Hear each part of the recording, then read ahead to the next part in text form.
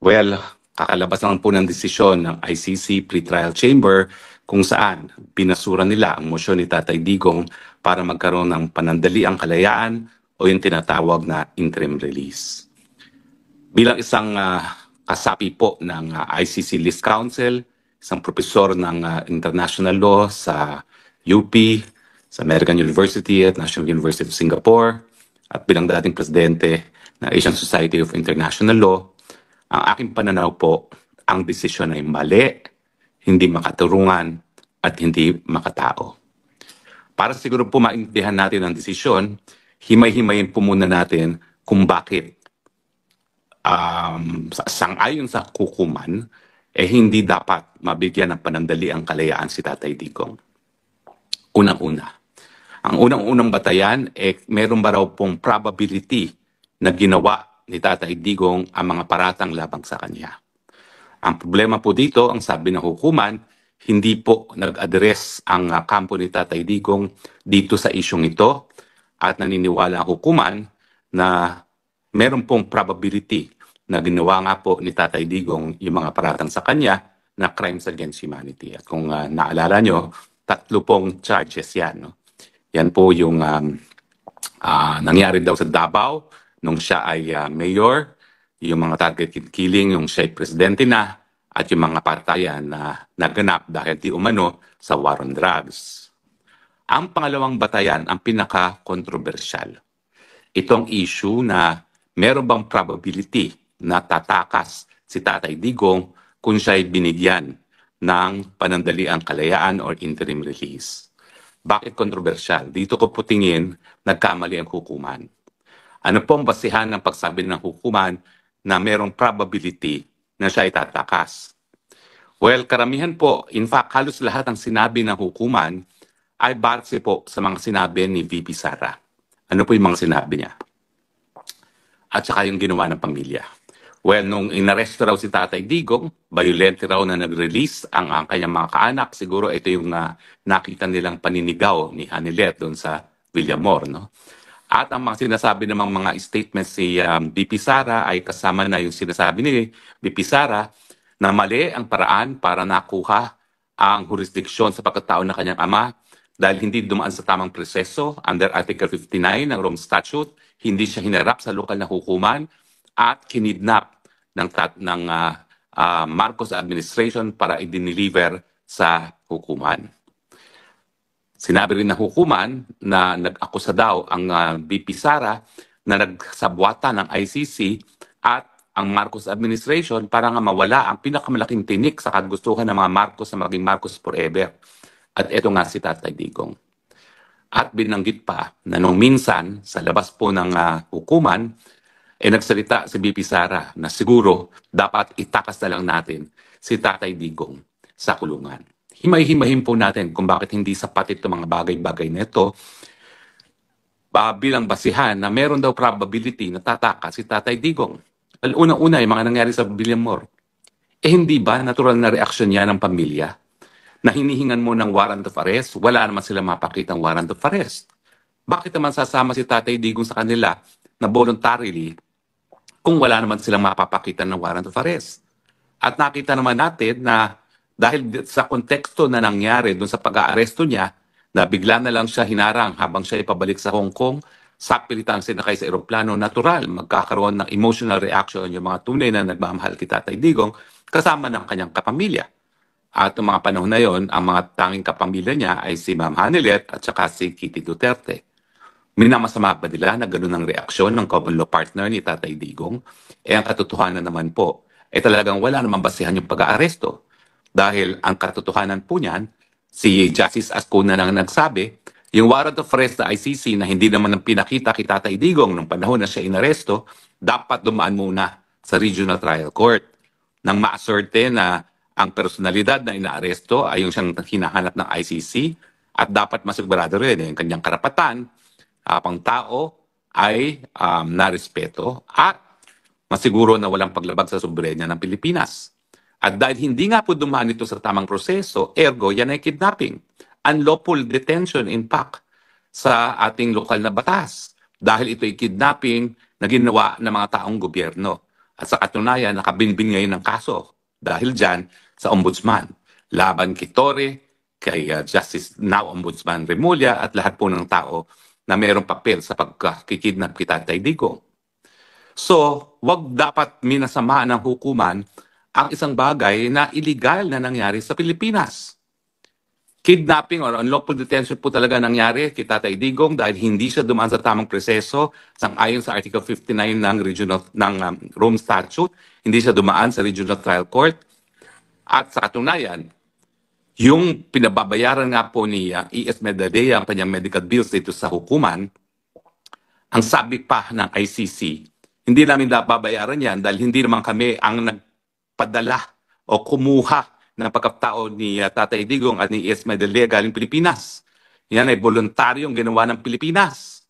So malinaw po na talagang hindi nasunog ang proseso at tama na tawaging kidnapping ang nangyari kay Tatay Digong. Dahil kung talagang yan po ay ginawa sa ngalan ng ICC, hindi naman po sasagot na ganun ang ICC nung bayaran na ng gastusin para sa paggagamot kay E.S. Medaldea. No? At bukod pa dyan, sabi nila, nagsalita raw nung minsan si Inday Sara na dapat siguro itakas na lang natin si Tatay Digong sa kulungan. Alam niyo po, yan ay salitang politiko.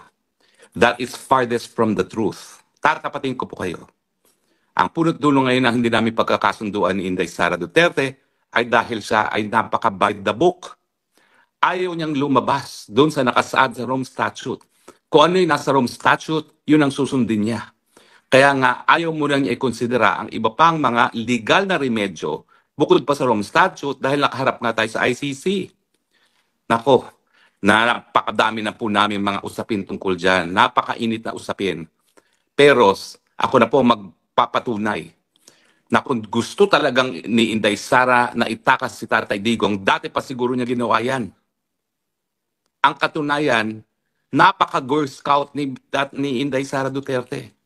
Ayaw niyang lumabas sa letra ng Rome Statute at kaya nga hinayaan niya na bagamat hindi makaturungan ang pagkakuha sa jurisdiksyon ng pagkatao ni Tatay Digong sa pamamagitan ng kidnapping, hinarap ng buong pamilya ang proseso sa ICC.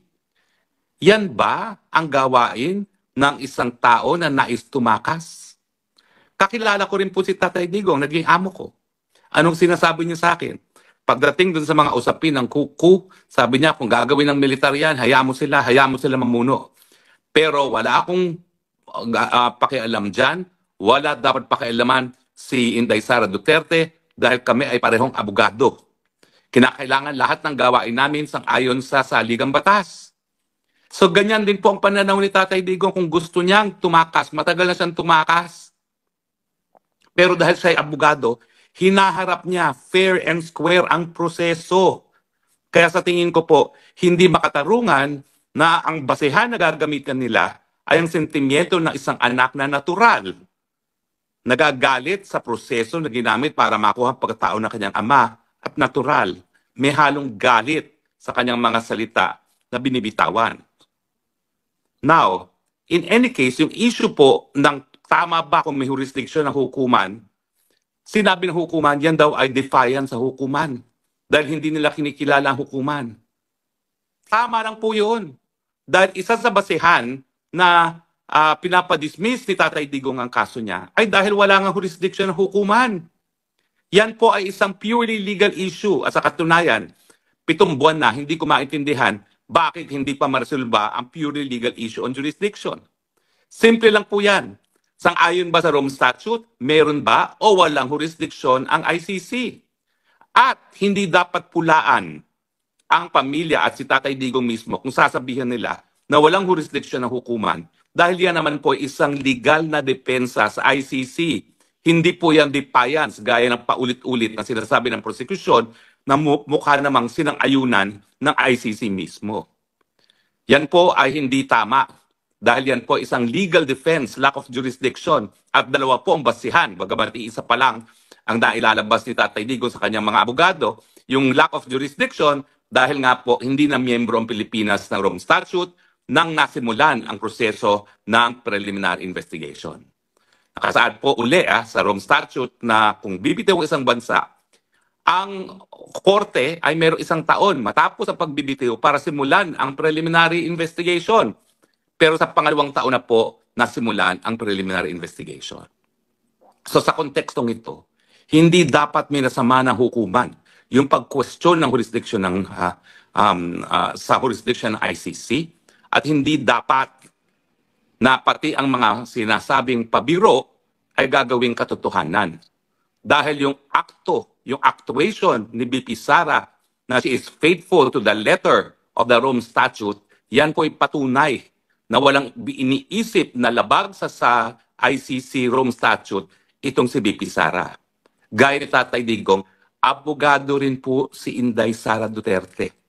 At kung siya ay magkakaroon ng kahit anong partisipasyon sa pagkatakas ni Tatay Digong, naku po, pwede siyang madisbar sa Pilipinas. At po pwede talagang yan ay ma-impeach dahil hindi dapat na winawas to ang isang pagkakamali sa panibago na namang pagkakamali. Kaya nga po ang aking advice na tinawag ng crazy scheme ay gamitin ang legal na proseso sa Netherlands para nga po itaguyod ang karapatan ng due process ni Tatay Digong sa harapan ng lokal na hukuman dito sa Netherlands. Dahil Netherlands naman po ang may obligasyon na itaguyod at protektahan ang karapatang pantao ni Tatay Digong habang siya ay nasa teritoryo ng Netherlands. Duda ko nga po, bagamat walang konfirmasyon na Netherlands ay isang bansa na tumanggap sa kanya kung magkakaroon ng interim release, tingin ko isa po doon ay Netherlands. At ang dahilan nga is alam nila, may pananagutan din sila sa pagkakakidnap kay Tatay Digong dahil siya ay nakakulong sa lupa ng Netherlands, sa kulungan na pinapatakbo ng Netherlands, tinanggap sa Netherlands na walang papel ng mga otoridad sa Netherlands, dinalas gamit ang ambulansyang Netherlands sa ospital na pinapatakbo ng Dutch government. So tingin ko, yan ang basihan kung bakit tinatanggap nila ang temporary or interim release ni Tatay Digong sa kanilang teritoryo. So napakalaking pagkakamali po yun na yung sinasabi ng nagmamahal na kamag-anak, anak mismo ng Tatay Digong, ang ginawang dahilan kung bakit sinasabi nila na may probability na tataka si Tatay Digong.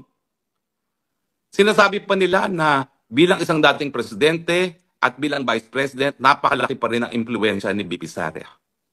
Yan po ay dahil hindi nila naintindihan ang politika sa Pilipinas. Hindi ba nila naintindihan na kaya nga wala ng kapangyarihan si Tatay Digong ay dahil pinakulong siya dito sa Daheg?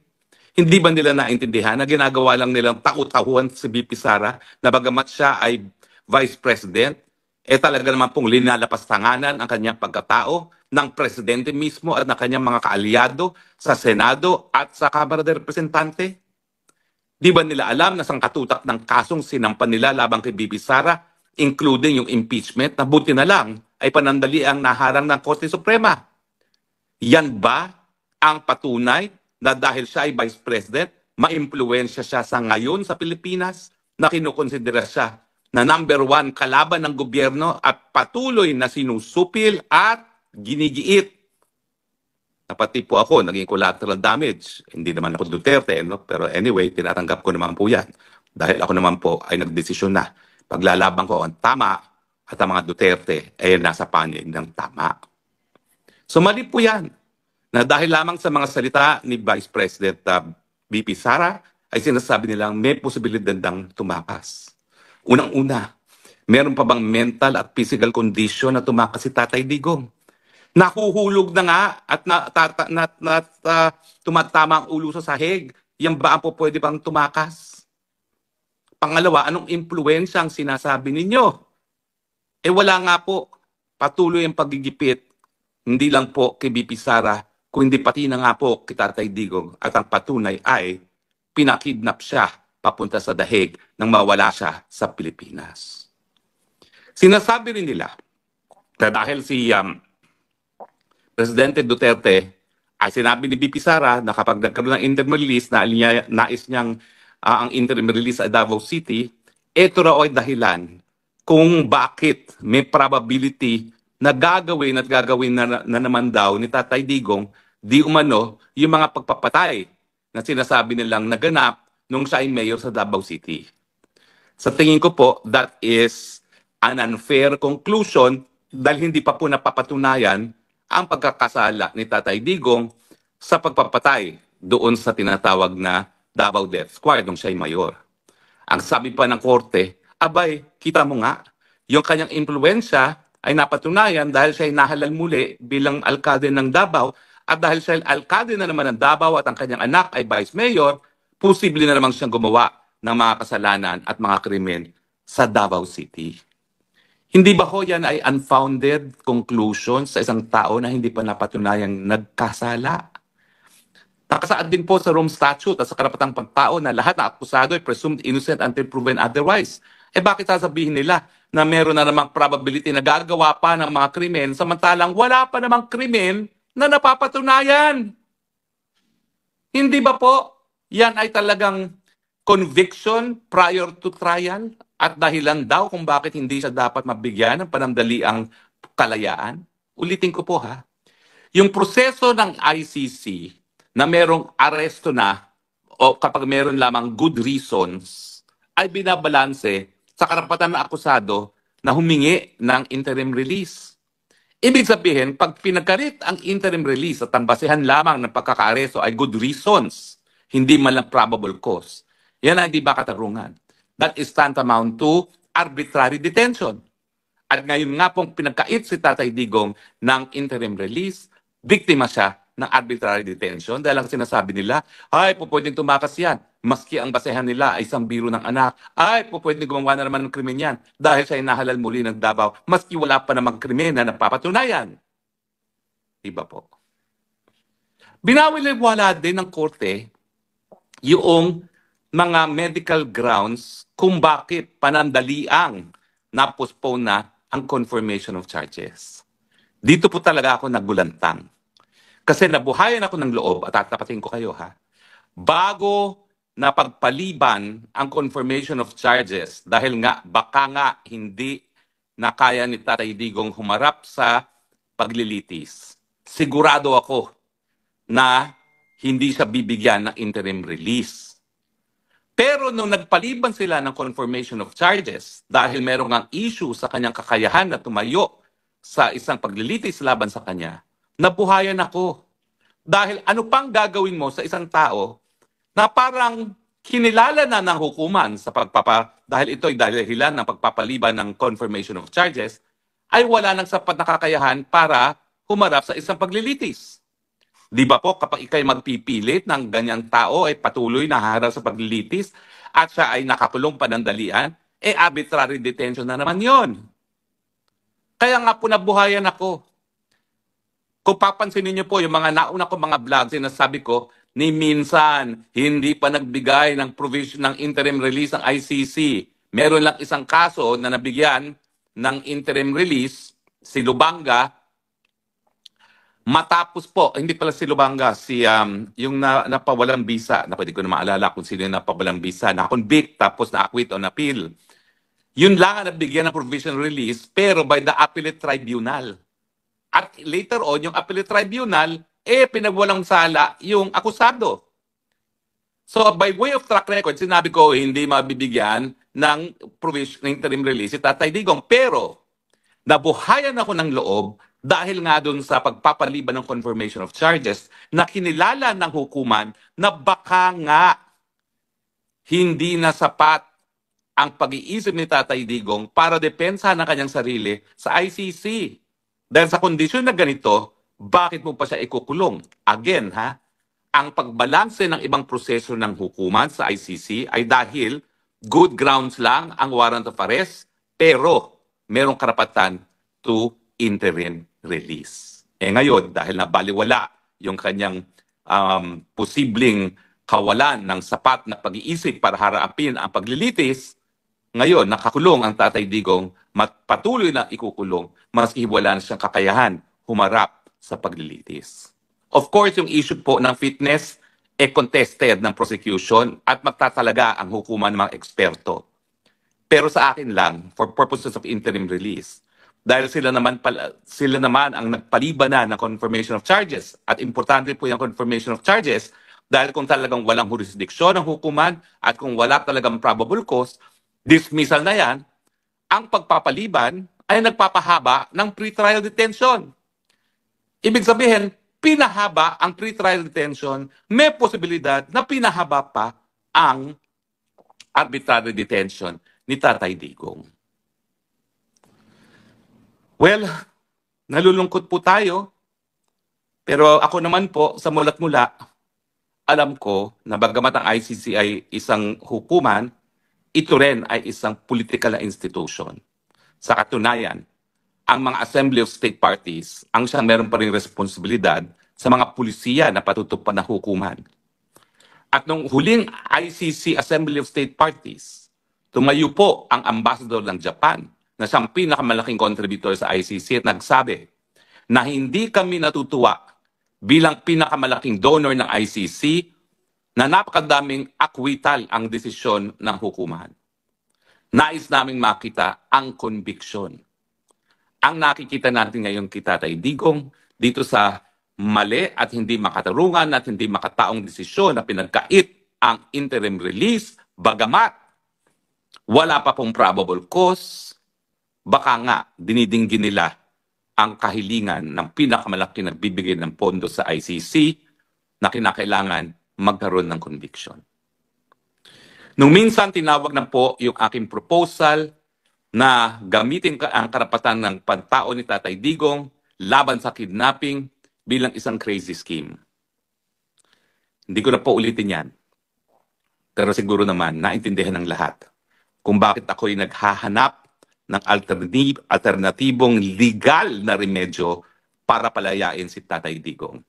Dahil gaya ni Tatay Digong at ni Inday Sara Duterte, ako rin po isang abogado.